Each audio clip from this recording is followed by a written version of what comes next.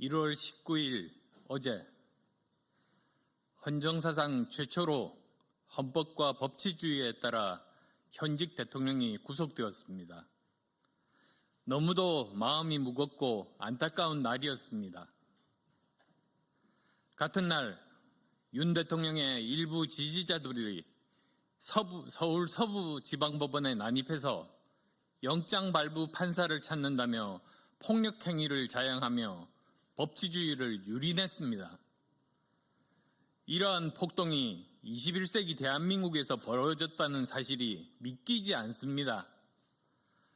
건국 이래 수많은 정치적 격변이 있었지만 대한민국 헌정사상 법치주의 최후의 보루인 법원이 공격받은 것은 처음입니다.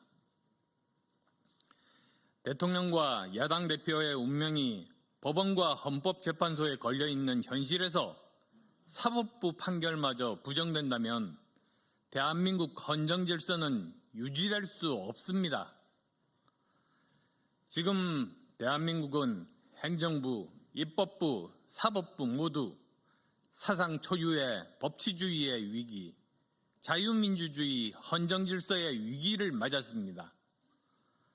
우리는 자유민주주의 헌정질서를 회복하고 미래로 나갈 것인지 아니면 법치주의가 무너져서 소요와 폭동이 난무하는 무법천지가 될 것인지 갈림길에 서 있습니다. 이러한 난국일수록 결국 헌법과 법치주의를 문제 해결의 이정표로 삼아야 합니다. 헌법과 법치주의를 예외 없이 엄격히 따르고 정치적 이익을 위해 법치를 훼손하거나 선동을 일삼는 행위를 단호하게 배격해야 합니다. 법원에 대한 폭력 행위자는 물론 선동 세력에 대해서도 엄중하게 책임을 물어야 할 것입니다. 현재 윤 대통령의 1.23 비상계엄 선포 이후 헌법에 입각한 헌법재판소의 탄핵심판 그리고 법치주의에 입각한 내란 혐의에 대한 수사가 동시에 진행 중입니다. 우리 헌법 제1조에서 대한민국은 민주공화국임을 선언했듯이 현직 대통령은 헌법 위의 제왕이 아니라 헌법 아래 대통령임을 분명히 한 것입니다. 그리고 우리 헌법 제11조에서 모든 국민은 법 앞에서 평등하다고 명시한 대로 법치주의 원칙에서 대통령도 예외가 아님을 분명하게 한 것입니다. 그러나 그러한 분명한 원칙에 따라 1987년 헌법체제에 따른 제왕적 대통령이라고 할지라도 헌법과 법치주의에 따라 체포영장과 구속영장이 집행된 겁니다. 마찬가지로 초거대 야당의 전체주의적 지도자 이재명 대표의 공직선거법과 위증교사 항소심 재판 또한 법치주의의 예외가 될 수 없습니다. 첫째, 이제는 이재명 대표의 시간입니다. 이재명 대표가 헌법 수호에 숭고한 의무가 있는 대통령을 꿈꾼다면 재판 지연 등 더 이상 법치주의를 농락하면 안 됩니다. 이재명 대표는 1심 판결까지 여러 가지 수법으로 무려 2년 2개월이 넘는 긴 시간이 걸리게 했고 이제 2심 판결을 앞두고는 접수통지서 수령을 거부하는 등의 수법으로 재판 개시를 2달 지연시켰습니다. 이재명 대표는 이제껏 자신의 사법 리스크를 막기 위해 국회를 개인 로펌과 방탄도구로 전락시켰습니다. 차벽과 인간 방어벽보다 더욱 공고한 입법 방어벽으로 피의자 이재명을 보호한 이재명 민주당을 규탄합니다. 입으로는 자유민주주의와 법치주의 그리고 무죄 추정의 원칙을 말하면서도 정작 자신들의 행동은 내로남불이라면 결국 국민들의 심판을 면치 못할 것입니다. 또한 어제 서부지법 난동과 관련해 이재명 대표는 서부지방법원 난동 사태는 사법부 체계를 파괴하는 결코 용납할 수 없는 행위라고 말했습니다. 뭐 묻은 개가 겨 묻은 개 나무랄 기가 찰 노릇입니다. 애초에 대한민국 사법체계와 법치주의의 근간을 흔든 것은 누굽니까? 바로 이재명 민주당입니다. 이재명을 수사하는 검사를 탄핵해서 직무를 정지시키고 심지어 판사 탄핵까지 운운하며 사법부를 겁박하던 폭거 집단이 이재명 민주당입니다. 따라서 이재명 대표는 지금까지 법치주의를 농락한 것에 대해 국민께 사과하고 향후 성실하게 재판에 임해야 할 것입니다. 둘째, 사법부는 법치주의에 따라 이재명 대표에 대한 2심 재판을 2월 15일에 마쳐야 합니다. 윤 대통령의 탄핵 심판과 수사가 KTX급 속도로 진행된다면 이재명 대표의 공직선거법 재판과 위증교사죄 재판 등 5개의 재판은 증기기관차 시절에 늑장열차 속도로 진행되고 있습니다. 대한민국이 헌법과 법치주의가 제대로 작동하는 나라라면 당연히 이재명 대표의 5개의 재판 중 공직선거법 항소심들만이라도 법에 명시된 633 원칙에 따라 2심은 반드시 3개월 이내인 2월 15일에 대법원 확정 판결은 3개월 내인 5월 15일에 선고되어야 합니다. 만약 633 원칙이 지켜지지 않는다면 대한민국 사법부의 권위는 실추되고 국민들의 사법부에 대한 신뢰는 땅바닥에 떨어져서 정치적 대혼란을 질서 있게 수습하는 것은 불가능해질 겁니다.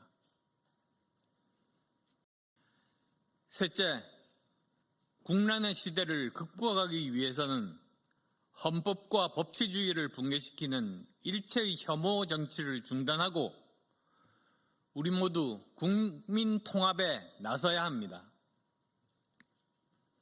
대한민국이 국난을 극복할 수 있었던 것은 국민 모두가 마음을 모은 국민 통합 때문이었습니다. 박정희 대통령 시절에 잘 살아보세 한마디로 모두 마음을 모아 후진국을 선진국으로 만들었고 김대중 대통령 시절에는 금모으기 운동으로 IMF 외환위기를 세계에서 가장 빨리 극복하고 도약할 수 있었습니다. 지금 우리 대한민국은 국론이 분열되어 사실상 심리적 내전 상태입니다.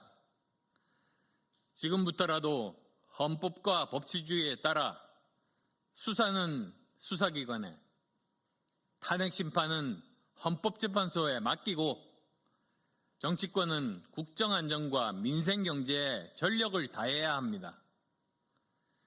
철저히 헌법과 법치주의에 기반하여 국가위기를 수습하고 국민을 통합해 나가야 합니다. 정치권은 분열을 조장하기보다 국정안정에 주력해야 합니다. 대통령 직무정지 이후 정치권의 책무는 국정을 안정시키는 것이었습니다. 그러나 민주당은 국정을 수습하기보다 마치 점령군인 양 행세하며 이재명 대통령 만들기에만 앞장섰습니다. 또한 민주당은 이재명의 범죄 혐의 방탄을 위해 자유민주주의 근간인 상권분립을 파괴하고 사법부와 행정부를 유린하는 반헌법적 폭거 행위를 서슴지 않았습니다.